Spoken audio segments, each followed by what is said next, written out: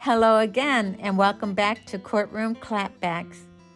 Today I'm going to take you into Judge O'Donnell's courtroom in Ohio, where he is overseeing a case.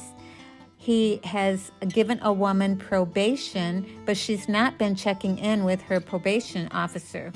So this judge wants accountability today. Now, the woman has been charged with drug issues, and she also has mental health issues that she's dealing with. So today she's explaining to the judge where she's been. And she says, "Judge, I stepped on the scale and I seen that I was 169 pounds and I said, I'm going to kill myself." So I knew right then something was wrong. So I headed to the hospital, and that's why I haven't checked in. But like I said, she's dealing with mental health issues, but I had to identify with her when it came to having times when you step on the scale and you feel like you just want to do something to yourself, slap yourself, to get this under control. But anyway, I thought maybe you guys would enjoy listening to this case. I'm proud of this lady for the accomplishments, for moving forward to the point where she is at now. And we're going to head into the courtroom now and watch as the judge listens to this lady lay out her story. Enjoy the case, and I will meet you right back here after. Drop your comments. I want to know what you guys think about this. Court is now in session.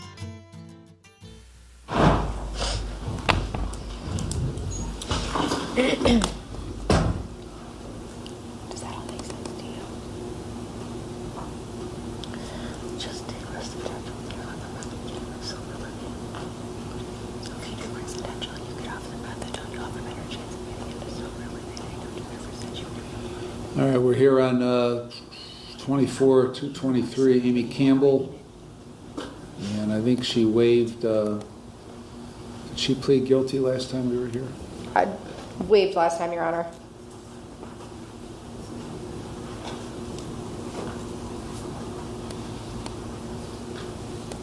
All right, the probation violation then is, didn't show up for your scheduled appointments February 17, March 17, or March 31. You understand that? Yes. All right, Ms. Tomaszek?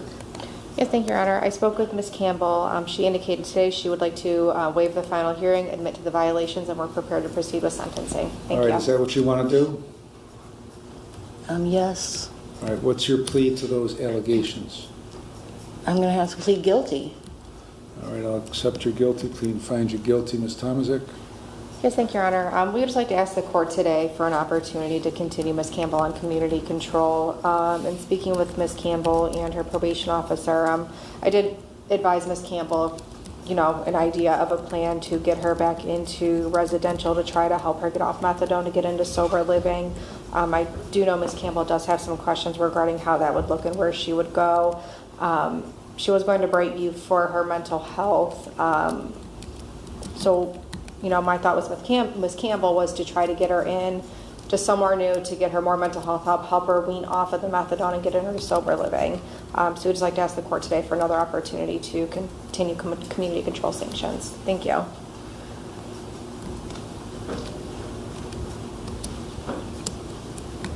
All right, Ms. Campbell, what do you want to say? Well, first of all, I'd like to thank you. Because of you, I do have 15 months and 10 days clean. All right.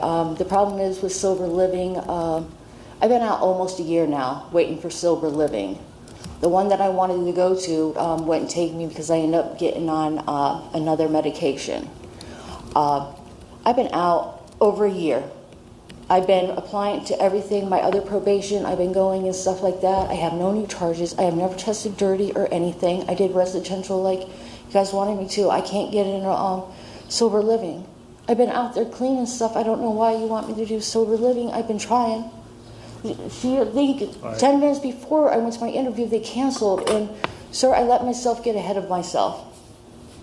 I didn't need to stop taking medication and stuff like that. I tried, and it didn't work, and my mental got the best of me. What medication did you stop taking? all of it. My thyroid medicine, methadone, I quit taking. I quit taking Prozac. I quit taking the lamotrigine. I quit all of them. They had me on so much medication. Everybody said I was so doing good, so I kind of let myself get the best of me, thinking I was doing too good, and then I realized that I haven't been taking my medication, and then when I tried to get back on it, they were too strong. And so I put myself in the hospital. When I was going to kill myself, I told myself that when I stepped on a scale and weighed 169 pounds because I'm healthy now. I put myself in the 5th floor because I'm going to kill myself because I weighed that much. So I knew something was wrong. I needed my meds. And so I got on meds and stuff. And I didn't mean to miss the court date. I didn't. I was already in the hospital 11 days before the court date. I didn't know. I tried to get out and stuff like that. And then when I had a warrant for my arrest. When did you get out? The 24th. 24th of April? Yes.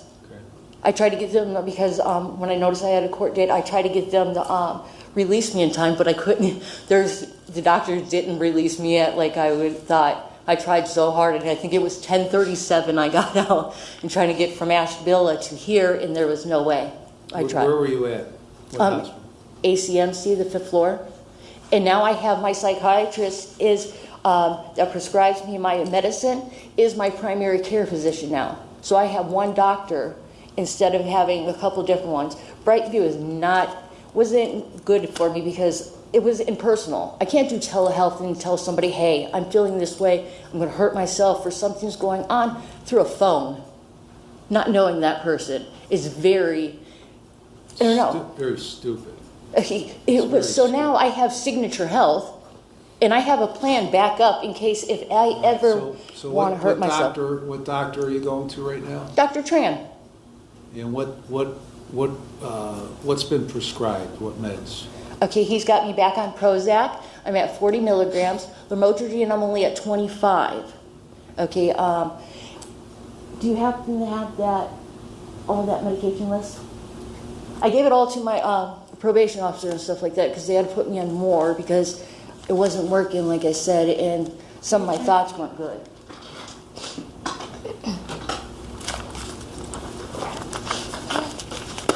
And I wouldn't be doing as good as I am if it wasn't for you giving me a chance.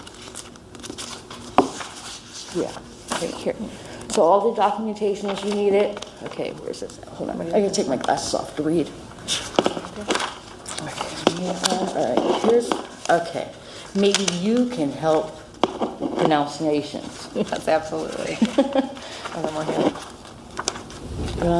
think Okay, so touching this. Okay, so it looks like she's on torvastatin, docusate sodium, polyethylene glycol, prazosin, fluoxetine, lamotrigine, levothyroxine, nicotine. Can you give that to me in English or what? what is that for? What is it to treat? Okay. I have a thyroid problem. Okay. Okay, that one is for depression. Judge, do you want a copy of the... No, I just generally want to know what they're treating her for, that's all. Okay. I have severe depression disorder. I have high blood pressure. I have symphoid problem. I have high blood pressure. Seems like every time I go to the doctors, I'm getting older. There's more and more wrong with me. They had me on Suboxone, and I feel they were, Dr. Chan felt they were overdosing me on that. Was that Brightview? Yes. Okay, because I shouldn't have been taking, there's no, so, and they wanted me to do something, and I didn't know I didn't have to. But, me and him talked about getting off here and stuff like that. Like I said, sir, I appreciate, I'm sorry, I don't mean any disrespect being in front of you today because you gave me a chance, and I would really like to continue doing what I'm doing. I have relationships with my family now. I've been taking jobs part-time because I'm worried about this sober living and stuff. And people treat me different being on medication and stuff. What do you mean? Like when they find out, like with mental medication, like I'm in NA, Narcotics Anonymous, and stuff like that. Now the person that was my sponsor and stuff like that, her sponsor come judgmental because there should be a time limit being on these medications to help you. And I couldn't. Is that what the doctor sponsor said? Well, the sponsor, not the doctor. Well, I know, I'm being a smart ass. But so this woman didn't want to. She didn't want to be my sponsor no more because of like I can't give it time. I don't know, and so like this is all new to me. This is getting doctors and doing it. And I would really like to. I was going to ask you, instead of Silver Living, can I get a certificate in personal caretaking? Because right now I'm taking care of my family. I just got my dad moved to a nursing home closer to me, and I take care of my uncle. Now I'm getting older. They're getting. I need to take care of them and stuff, like, and take care of myself. So when you decided to stop taking the medication, I didn't why did you decide to do that? Well, it wasn't that I've asked myself many times this. And I've come up with so many excuses and I can't justify it. It just, I started doing everything I was responsible and everything, doing responsibility on first shift and everything like that. And that's when I mainly take my meds, 4 times a day and stuff like that. But I take giving somebody else meds, not really taking mine, and then getting a job and stuff like that and trying to arrange it with everything. And one, I didn't do good with scheduling. Okay. And so, when I was scheduling stuff and I didn't realize that, A, I'm not taking time out for myself to take care of myself. So time would pass and I wasn't taking the meds, and I didn't know that until I punched myself in the face one day. All right, this is what the hell's wrong with me? All right, so that was my first sign, and then I realized I didn't bathe. My armpits were long. I didn't realize that, and when you smell yourself, something's wrong with me. You know what I'm saying? I'm taking care of somebody else, but why aren't I taking care of me? And I didn't realize that. How long it's been since I took my medication. And like I said, being impersonal with a person, trying to tell them, hey, I'm not doing right, I'm having these thoughts. When I stepped on that scale at Brightview, because I gained 19 pounds in a month, I weigh 169 pounds, and I told myself I was going to kill myself. That's why I said I went and got treatment and stuff like that. I didn't realize it, not taking my meds as soon as I was. Like I said, I apologize. And now I have Plan A and Plan B before I stop taking my meds again. What meds are you not taking now that you were taking before? That I'm taking now? That you were taking a whole bunch of meds. Yeah, I'm not. What are you not taking that you were taking before? It is. You were taking Suboxone, right? Yes, and they switched that to methadone, and then these ones are new. This one, which I don't know, is before bedtime. I don't know how to say these. What's the methadone for? So I don't relapse. And is that prescribed by the doctor you have now? Brightview. Okay. When are you gonna? What does your doctor that you have now say about that? He thinks as long as that I'm stable and stuff like that, there shouldn't be I should be on methadone. I think I think my head is level enough that I'm not going to go out and try a drug.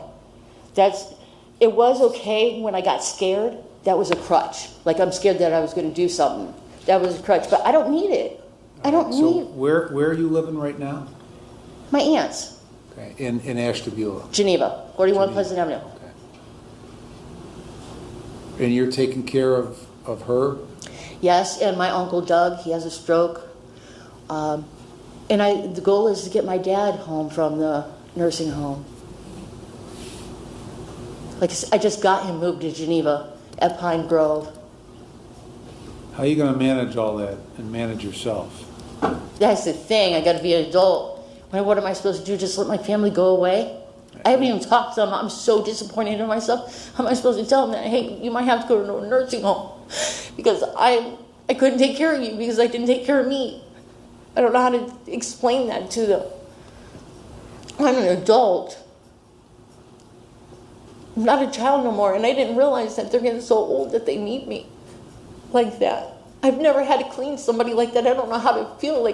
My son had to tell me, how do you think Uncle Doug feels when I have to sit there and wipe him? He has to lay there because he has a stroke. He's all there in the mind, but he can't move. So my concern about you is that you get so caught up in that you ignore yourself. Got a buddy system now. Okay? We've been thinking about this, okay, because how am I going to take care of somebody else if I don't take care of mine, right? So how can I give somebody meds if I'm not taking mine? My aunt takes her thyroid at 6 o'clock in the morning too, okay? So that means an extra time now during the day I have to take medication. I was doing so much I was giving vitamins. I don't need all those vitamins. I just need the necessity for my physical well-being and my mentalness. I didn't know you have to have both. Okay, so when I give them theirs, give them mine. Mine comes first. That's the bottom line. If I can't take care of me, I can't take care of them. If I'm neglecting me, that means I'm neglecting them, and then I'm going to get charges put on me because I can't take care of one, I can't take care of myself. That's like taking care of kids. I shouldn't be a mother if I can't take care of my kids. Now it's switched that, instead of them, my parents take care of me, I have to take care of them.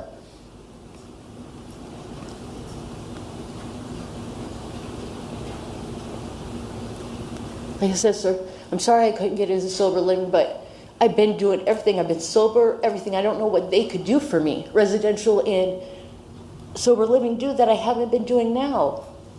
I'm willing to, go back that year, get one more year on probation, because this has been the best year. That year is good with what I've done. Okay. Ms. Tomaszek, anything else you want to add?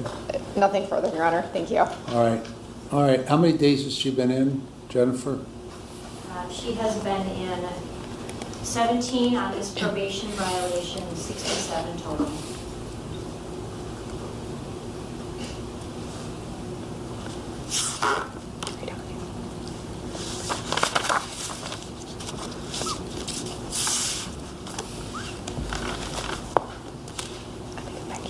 Before this time period and this non-reporting, what was her compliance like up until then?